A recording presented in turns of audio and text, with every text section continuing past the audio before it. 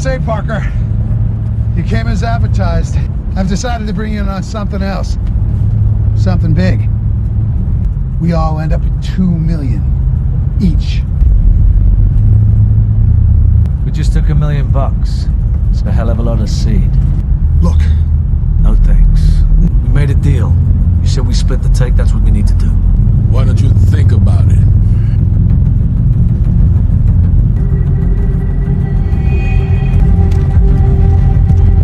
So, if you were me, what would you do with a guy like you?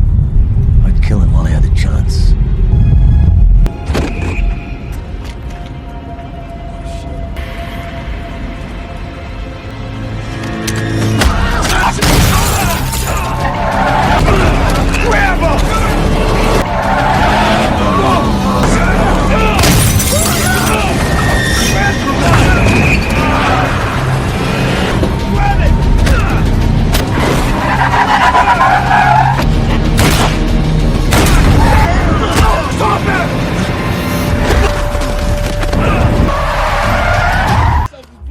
Go finish him. Wait. Look, he's fucking dead. Let's just get the fuck out! I don't give a fuck! You want to be a part of this? Go finish him. Do it! Blow his fucking head off! Fuck. Do it! You're so fucking stupid! Come on! Let's go!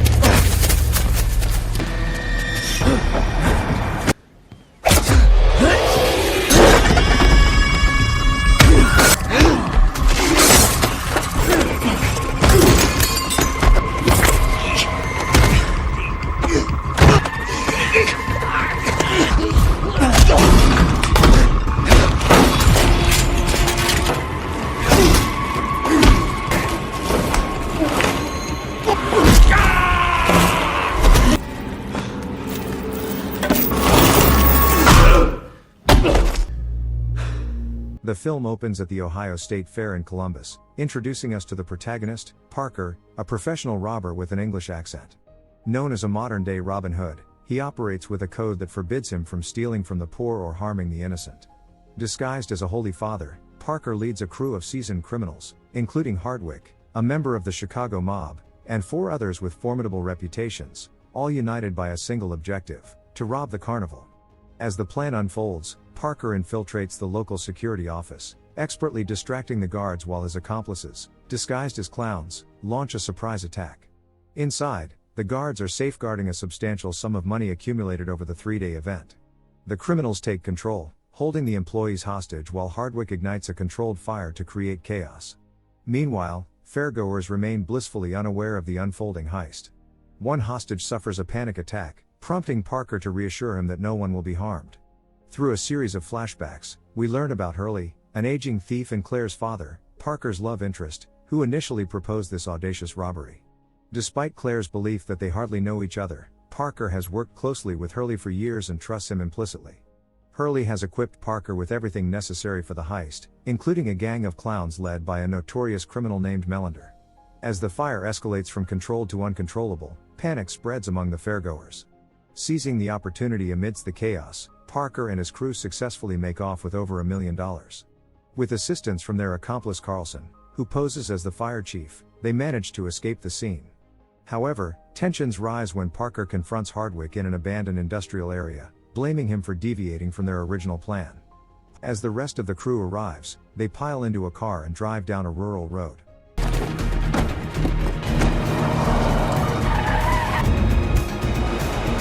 Impressed by Parker's skill, Melander proposes another heist with a promise of $1 million payout. However, Parker firmly declines, preferring to take his $200,000 and exit the criminal world. This refusal sets off a deadly turn of events as his former allies plot to eliminate him for his insubordination.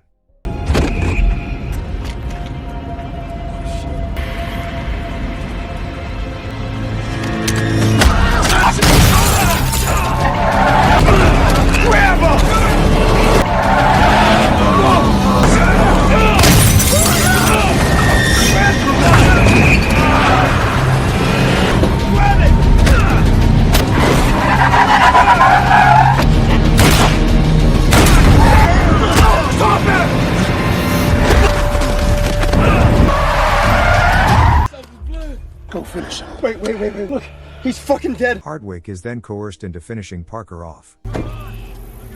Do it! Blow his fucking head off! Fuck. Do it! You're so fucking stupid. Come on, let's go! Shortly after, a farmer and his family drive by and notice blood on the road.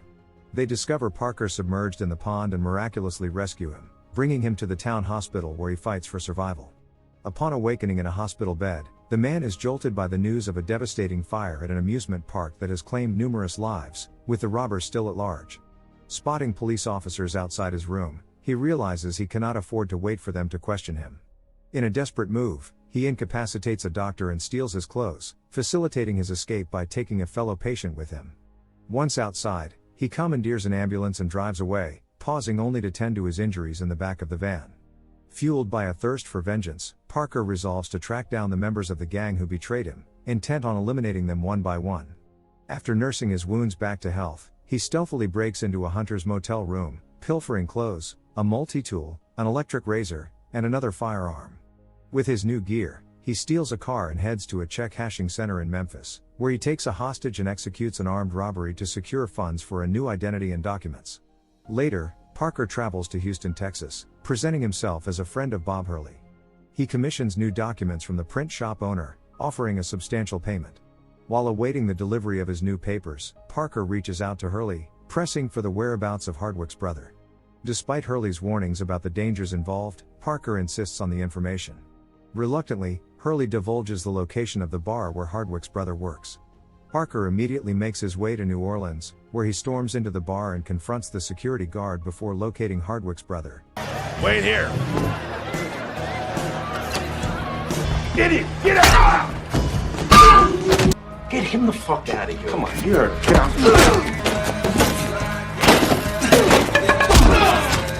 The brother reveals that the gang is currently in Palm Beach, a luxurious haven for billionaires and multimillionaires. Realizing that his enemies may target his loved ones to reach him, Parker urgently contacts Claire and her father, urging them to take a trip for their safety. Meanwhile, in Florida, real estate agent Leslie Rogers is immersed in her work, unaware of her pivotal role in the unfolding drama. The criminal group is plotting their next major heist when Hardwick learns that Parker is alive. This revelation ignites Mellender's fury. In a fit of rage, he nearly shoots one of his own men before Ross intervenes, cautioning that their plan could succeed even without Parker. Mellender orders Hardwick to contact his influential uncle, Mr. Danziger in Chicago, to enlist a hitman for Parker's assassination. Danziger dispatches his top assassin, Kroll, to track down Parker. Kroll's first target is Claire. He breaks into her home with intentions to kidnap her. Just as she prepares for a vacation, Claire hears an unsettling noise but cleverly escapes through a window, puncturing the tires of Kroll's car before fleeing. Tearfully, she calls Parker to warn him about the intruder. In response, Parker instructs her to seek refuge at a fishing camp on the shores of Lake Okeechobee's Sawtooth Bay until Friday. Meanwhile, Parker returns to Houston to collect his new identification papers but finds himself confronted by three of Danziger's henchmen lying incapacitated on the floor under the watchful eyes of Nort and his assistant Ernesto. Parker, in a moment of brutal necessity, shoots Ernesto in both legs when ordered to lie on the floor beside the unwelcome intruders. This violent act reveals Ernesto's allegiance to Danziger and his betrayal of Nort. Seizing his identification papers, Parker compels Nort to eliminate the three men sent by Danziger. Shoot him.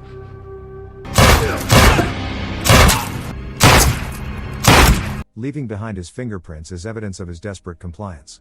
Later, Parker meets with Hurley, who reveals that Danziger has reached out, offering him a share of the proceeds from the previous robbery in an attempt to defuse tensions.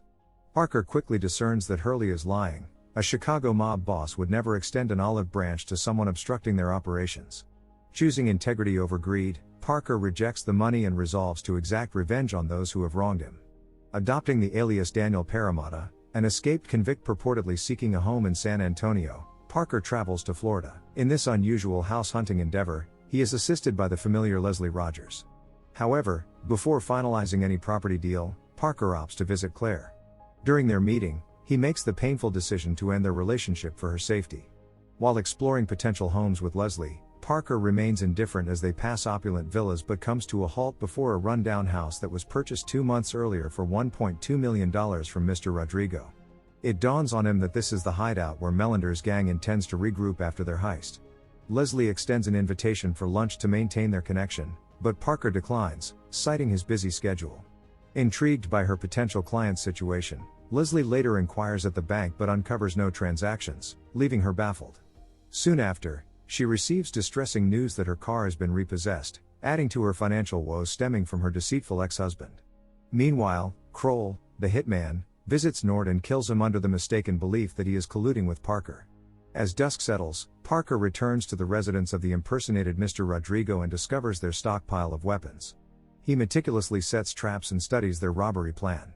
Upon returning to his vehicle, Parker encounters Leslie, who suggests they continue their conversation privately. Suspicious of her intentions, he reacts aggressively, fearing she may be working for someone else. She insists that her observations indicate he is not who he claims to be. At the empty office of the real estate agency where Leslie works overnight, she expresses her frustrations about her circumstances and proposes to work for Parker in exchange for a share of the profits.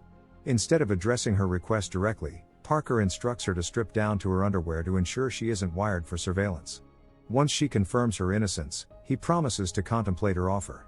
The following day, Parker reaches out to Leslie with a proposal. He will enlist her help in his mission for a cut of the anticipated profits. She agrees. Parker then divulges details about Melander's gang and the staggering $57 million haul awaiting them if everything goes according to plan. When he reveals that their target is a diamond auction hosted by local socialite Hop Clinton, Leslie panics, deeming the operation excessively risky and likely to end in disaster. Yet, feeling trapped by her circumstances, she realizes there's no turning back now. As Melander and his crew arrive at the back entrance of Mrs. Clinton's sprawling estate, where the auction is set to unfold, the tension mounts, setting the stage for an explosive confrontation. Melander and his cohorts are clad in blue jumpsuits from a company that specializes in providing technical support for public events, allowing them to blend into the surroundings. Afterward, Parker drops Leslie off to catch a cab to her office before heading to his hotel room, where he encounters Kroll. A brutal confrontation ensues.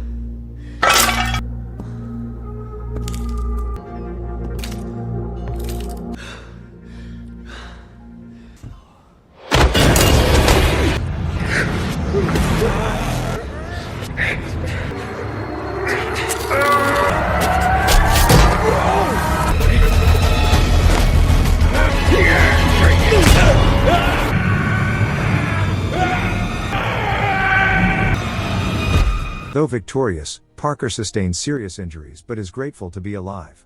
Later, when Parker arrives at Leslie's home, a local policeman questions her about him. In a moment of panic, Leslie notices bloodstains on the floor and tries to deflect the officer's inquiries. Soon after, Parker requests that she use a payphone to call Claire. Unable to risk going to a hospital, he relies on Claire to tend to his wounds, and she expresses her determination not to leave him. Meanwhile, Parker's adversaries are meticulously preparing for an imminent robbery. Hardwick waits for the auction to commence and remotely triggers the sequential pyrotechnic systems that Ross has strategically placed within the speakers. Dressed as firemen, Melander and 2 accomplices drive a fire engine to the estate, intent on seizing the jewels. The police respond by barricading all 3 drawbridges between Palm Beach Town and the mainland while securing the marina and blocking key roads. To create a diversion, Hardwick commandeers a speedboat, drawing the attention of law enforcement as Melander and his team don wetsuits and diving gear, disappearing into the lagoon before making their way back home. At their hideout, Parker lies in wait, concealed beneath tables with 2 guns at the ready.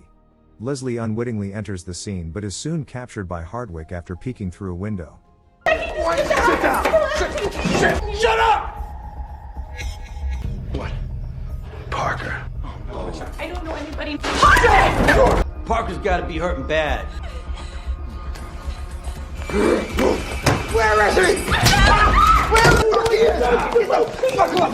Wait, get the fuck off of me! Come on now. Sit down and talk. It's okay. And tell me where he is. I don't know. Check the house. Sensing Parker's presence nearby, Melander dispatches his men to scour the house.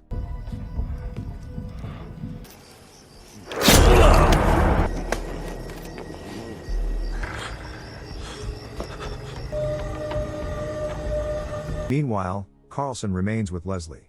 When Melander spots Parker and attempts to shoot him in the back, his gun misfires. You bitch!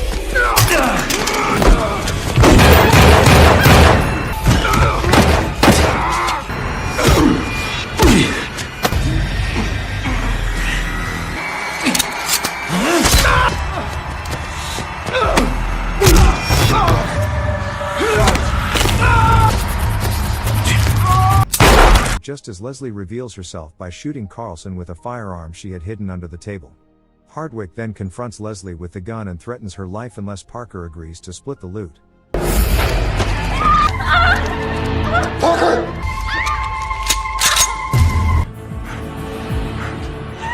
Shut the fuck up! I will shoot her in the fucking head! Go ahead. Seizing the moment, Parker strikes Hardwick squarely in the forehead. Ultimately, Parker parts ways with Leslie, instructing her to hide in an air conditioning duct while promising to send someone to retrieve her within 3 months. 6 months later, Parker tracks down and kills Danziger. A year later, Leslie receives her share of $24 million delivered in 2 cardboard boxes via express mail. Thank you for watching. If you're new here, don't forget to subscribe for more recaps. Until next time, have a wonderful day.